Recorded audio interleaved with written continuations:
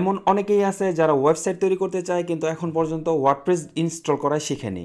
আজকের এই ভিডিওতে আমরা শিখব কিভাবে আপনি এক ক্লিকে ওয়ার্ডপ্রেস ইনস্টল করবেন এবং আপনার ওয়েবসাইট রেডি করবেন। তাহলে চলুন আমরা স্ক্রিনে চলে যাই। আমরা স্ক্রিনে চলে এসেছি। এখন আপনি যদি সরাসরি আপনার হোস্টিংয়ে ওয়ার্ডপ্রেস ইনস্টল করতে চান, তাহলে যেই কোম্পানি থেকেই আপনি হোস্টিং কিনবেন তারা আপনাকে সি প্যানেলের একটি অ্যাক্সেস দিবে। আপনি সিম্পলি সেই অ্যাক্সেস দিয়ে আপনার সি প্যানেলে লগ ইন করে নেবেন। আর যদি আপনি লোকালি ওয়েবসাইটে ওয়ার্ডপ্রেস ইনস্টল করতে চান, তাহলে এই নিয়ে আমার চ্যানেলে ইতিমধ্যে একটি ভিডিও দেওয়া আছে, আপনারা সেই ভিডিওটি দেখে নেবেন। তো আমি আমার সি প্যানেলে লগ ইন করে নিলাম। আমরা চলে আসবো কিছুটা নিচে। এইখানে আপনারা ওয়েবসাইটের কন্ট্রোল প্যানেলের যা যা আছে সব কিছু অ্যাক্সেস করতে পারবেন। একটি সি প্যানেল হলো একটি ওয়েবসাইটের বাপ মা। নিচে চলে এসে এই যে দেখুন, এইখানে সফটওয়্যার নামে একটি অপশন আছে। এইখানে আপনি বেশ কিছু সফটওয়্যার পেয়ে যাবেন আপনার ওয়েবসাইটটাকে রান করার জন্য। অথবা আমরা যদি আরও একটু নিচে আসি, স্ক্রিপ্ট, এইখানেও আপনারা কিছু সফটওয়্যার পেয়ে যাবেন, যেমন ওয়ার্ডপ্রেস, জুমলা, আরও যেই সিএমএসগুলো আছে সেগুলো পেয়ে যাবেন। তো আমরা যেহেতু ওয়ার্ডপ্রেস এখন ইনস্টল করব আমাদের ওয়েবসাইটে, আমরা ওয়ার্ডপ্রেসের মধ্যে ক্লিক করব। আপনি দুটার যে কোনো জায়গাতেই ক্লিক করতে পারেন, আপনাকে সেম জায়গাতেই নিয়ে আসবে। এইখানে আমরা আর কিছু দেখব না, সরাসরি ইনস্টলে ক্লিক করব। ইনস্টলে ক্লিক করার পর আমরা চলে আসব কিছুটা নিচে। এখানে আমাদেরকে কিছু ইনফরমেশন দিতে হবে, যেমন এইচটিটিপি এটা থাকবে, আপনার ওয়েবসাইটের যে ইউআরএলটা বা ডোমেইন নেমটা সেটাও এখানে থাকবে। এই যে ইন ডিরেক্টরি, এটা ডব্লিউপি দেওয়া আছে, এটা আমরা এখান থেকে সরিয়ে দিব। এটা সরিয়ে না দিলে কি হবে, আপনার ওয়েবসাইটের লিঙ্কটা হবে https.pro-wp-assistant.com wp। এই পুরোটা হবে আপনার ওয়েবসাইটের ইউআরএল।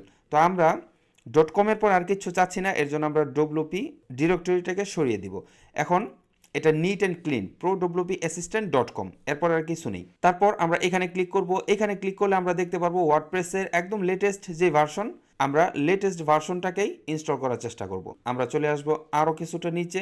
এইখানে আপনার সাইট সেটিংসের মধ্যে কিছু অপশন আপনি দিয়ে দিতে পারেন, যেমন আপনার ওয়েবসাইটের নাম আপনি দিয়ে দিতে পারেন, যদিও এইগুলো পরবর্তীতে চেঞ্জ করা যায়। হ্যাঁ, তো এটা আমি দিয়ে দিলাম মাই ফার্স্ট ব্লগ বা মাই ব্লগ থাকুক।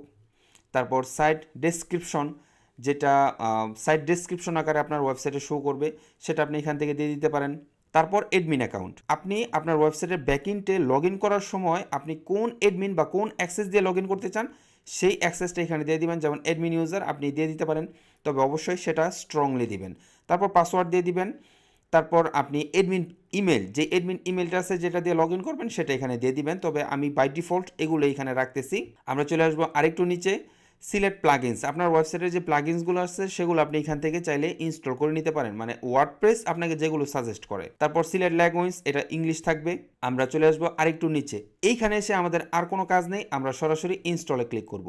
ইনস্টলে ক্লিক করার সাথে সাথে এই সি প্যানেল থেকে বা কন্ট্রোল প্যানেল থেকে সাথে সাথে আপনার হোস্টিংয়ে বা আপনার যে ডোমেইন নেম আছে সেখানে ওয়ার্ডপ্রেসটি ইনস্টল হয়ে যাবে। তখন কিন্তু আপনার ওয়েবসাইটটি সম্পূর্ণ রেডি।